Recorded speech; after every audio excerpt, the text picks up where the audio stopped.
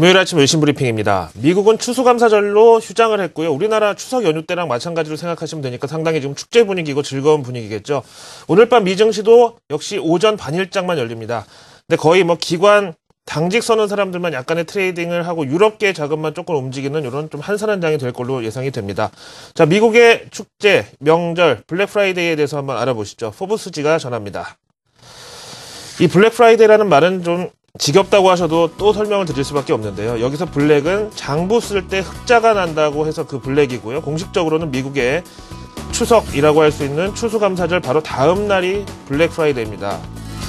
근데 제목에 보니까 올해는 블랙 프라이데이가 좀 분산이 됐다. 무슨 뜻일까요? 원래는요, 미국 영화 같은 데 보시면은 사람들이 이 가게 문 앞에 줄 서서 기다리고 있다가 이게 땡 하고 문 열리는 동시에 막 뛰어들어가서 미친 듯이 막 물건 사는 그런 장면 한 번쯤 보신 적 있으실 텐데요.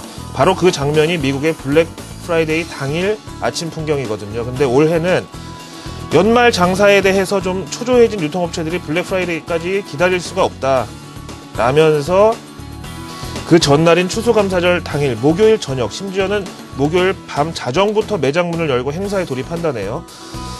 여기 보니까 이례적이라는 표현입니다. 왜냐하면 미국의 경우 주말이나 명절은 항상 가족과 함께 보내는 게 철저하게 지켜지는 그런 나라고, 또 휴일날 나와서 일하라 그러면 진짜 큰일 나는 줄 아는 그런 문화가 있기 때문에 여기서도 이례적인 현상으로 보고 있고, 아무튼 그래서 올해는 블랙 Thursday라는 표현이 등장을 했다고 어제도 말씀드렸죠.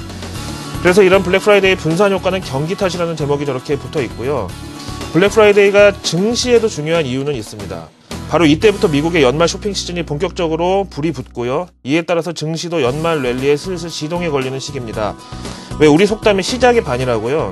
이 블랙 프라이데이 매출이 향후 연말까지 소비의 바로미터가 된다는 점에서 상당히 중요하겠죠. 특히 증시 입장에서는요, 미증시의 경우도 통상 5월에서 10월까지가 전기전자 업종의 방학이라고 보실 수 있는데, 그런 만큼 11월 중순부터 이 연말 랠리를 주도하는 것이 바로 IT 업종이 된다고 해도 과언이 아니죠. 지금 여기 사진 보시면은요, 지난해네요. 2011년 블랙 프라이데이 당일날 전자제품 판매점 베스트바이 버지니아점 풍경인데요. 설명해보니까 사람들이 우리 삼성전자 LCD TV를 사기 위해서 도어버스터, 우리말로 문전쇄도, 문전성시를 이루고 품절되기 전에 서로 먼저 사려고 막 바쁘게 움직이고 있다. 이런 설명이 나와 있어서 시점부터 기분이 좋고요. 올해도 좀 기대를 해보겠습니다. 자, 그럼 미국 소비자 입장에서 과연 올해 블랙 프라이데이, 우리 증시와 투심 동조화를 맞춰볼 만한 어떤 내용들이 있을지 한번 찾아봤는데요. 먼저 CBS 뉴스 보시겠습니다. CBS 뉴스의 전기전자 섹션 C넷은 올 미국 블랙 프라이데이에 한 번쯤 욕심내볼 만한 알짜 행사 제품 가운데 TV 쪽을 집중 분석하고 있는데요.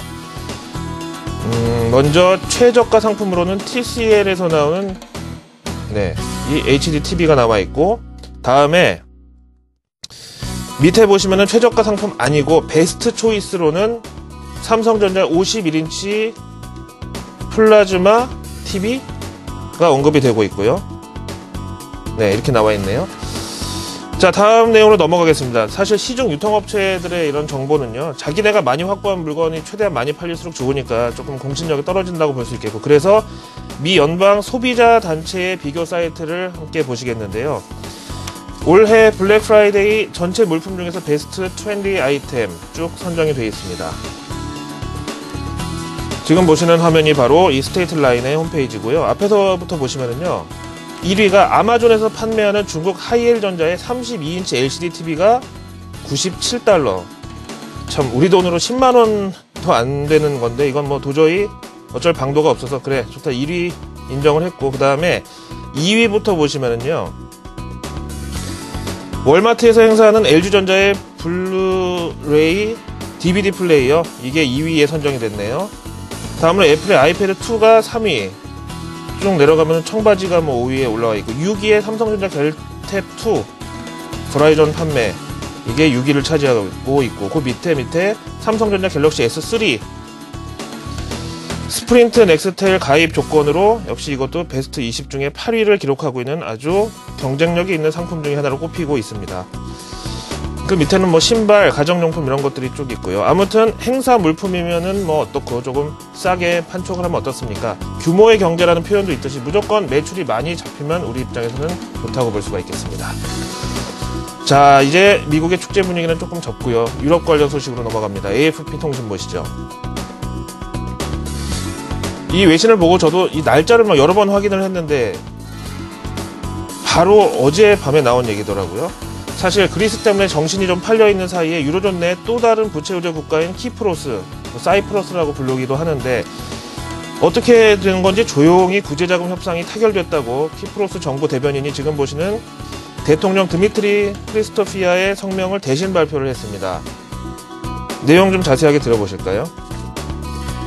이번 구제자금은 그리스와 마찬가지로 트로이카, 그러니까 EU, ECB, IMF 이렇게 3자 채권단에 의해서 지급 결정이 났다는 내용이고요. 그리스와는 달리 긴축이나 향후 재정 감축에 있어서 키프로스는 비교적 온건한, 즉 트로이카 쪽 요구를 상당 부분 수용하면서 협상이 잘 끝난 것으로 보도가 됐습니다.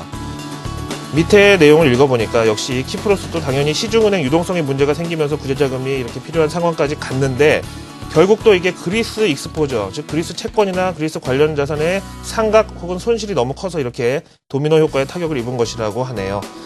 아무튼 유로존은 정말 제 입장에서는요, 하루 종일 왼종일 이 외신을 보고 있어도 또 어디서 제가 모르는 뭔가 툭 튀어나올지 모르는 안개 속 항해를 하고 있다. 그런 만큼 앞으로도 계속 주의하실 필요가 있겠다라고 말씀을 드리겠습니다. 자, 금요일 아침 외신 브리핑은 여기까지입니다.